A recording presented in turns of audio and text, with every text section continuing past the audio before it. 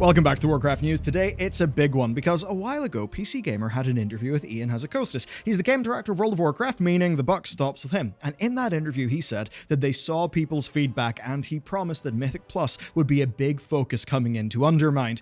Which, of course, if you don't like Mythic Plus, sounds awful, but no, he was talking about the criticisms. That was a good thing to hear because the first PTR build properly terrified people, even the people who like Mythic Plus, because it full-on looked like Blizzard were doubling down on high punishment, high failure rate design, which was a real head-scratcher. Until this post came out, because the changes that they're going to be doing for Season 2 are absolutely massive. But of course, this is an episode of the news. There are more things to talk about. We've actually got a really cool mount you can get in-game right now. We've got new information on player housing that we really shouldn't have this early, but, you know, data mining happened, Blizzard let some things slip, and we've got a host of really strong PTR changes. So let's get into it, and I'll start with Mythic Plus. The immediate takeaway here is that Mythic Plus will be easier this time around, but I think the better news is that Blizzard actually does appear to truly understand what went wrong with Season 1. And to show you that, I'll just quote a few things from their article.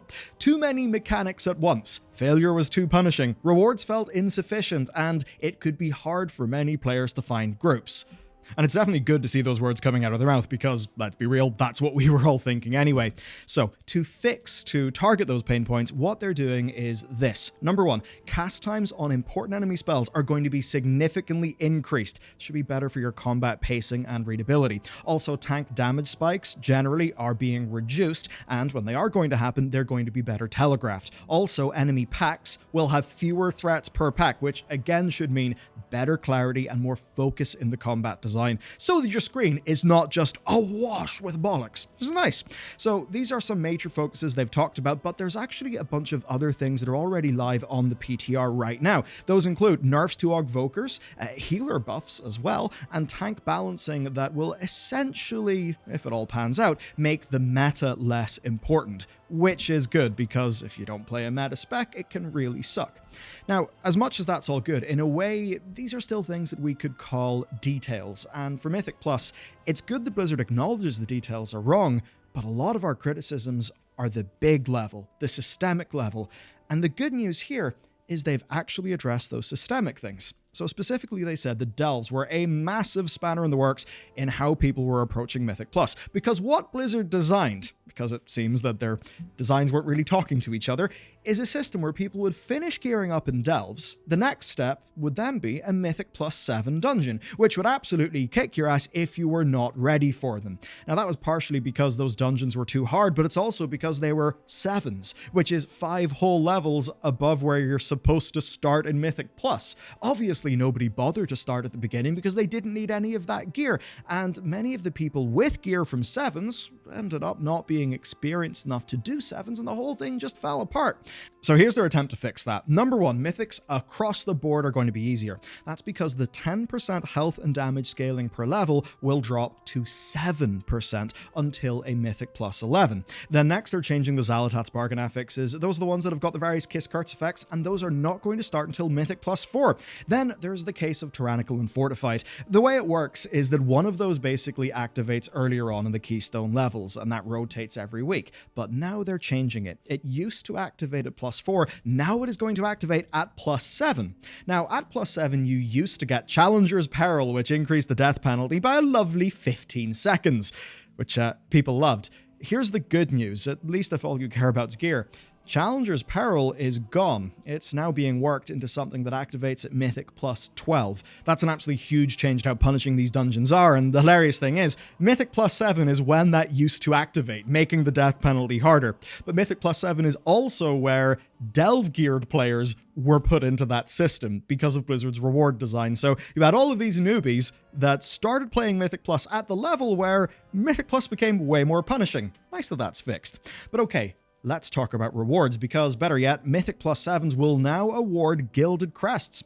And that means if you're happy with maxed out heroic gear, you don't have to do anything harder. That's real big for people's access to a character that feels complete for the level of content they want to do. Plus, with the reduced scaling, that plus 7 will feel easier than a plus 6 did last season. And on top of that, Mythic Plus 6 is now drop hero gear at the end of dungeons. That means that if you really want to farm out like various items or trinkets that are great for your character, you can do so at the hero level. That's fairly big. Now, there is a little bit of a twist if you want to get this new mount. This is the Shredder tank. It's really awesome, and the way it was going to work is that this would be unlocked at a 2850 rating. Blizzard are now bumping that up to a rating of 3000, which is going to need you to clear a Mythic Plus 13.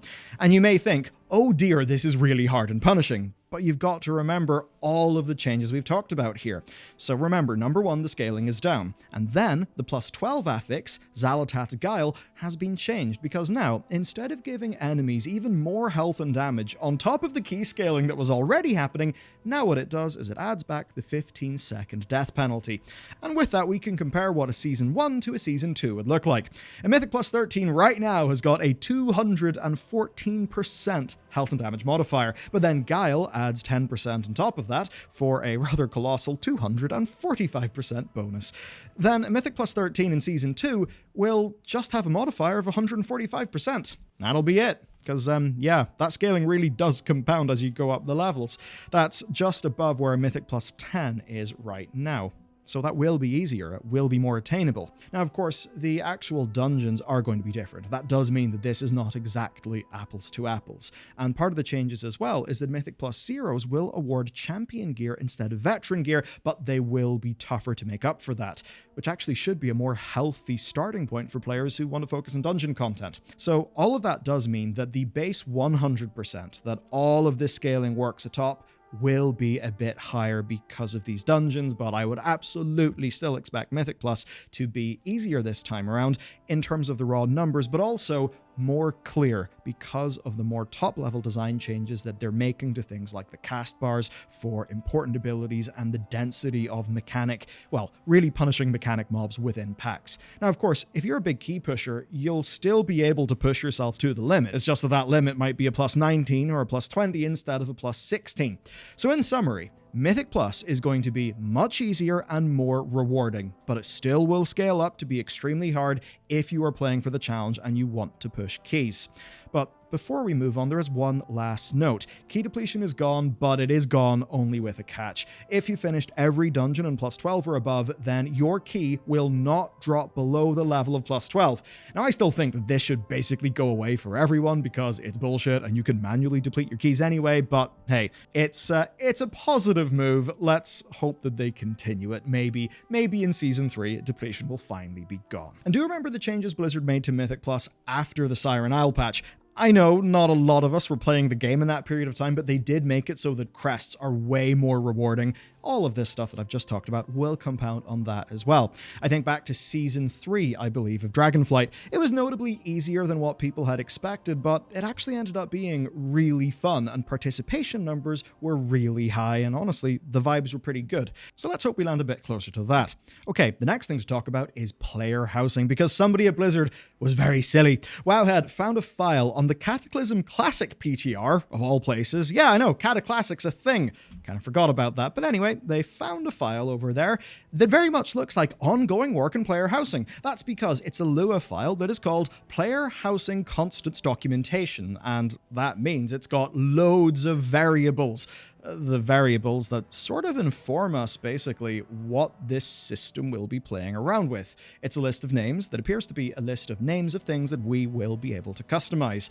Again, this is extremely early. This could just be work in progress, but hey, let's dig in. So to run through them, we have exterior and interior. We have housing decor themes. There are 4 right now, which are folk, rugged, generic, and opulent. And then we've got different types of decor, like floor, wall, ceiling, and tabletop, which probably means that we'll be able to customize each type of those things with those various different themes.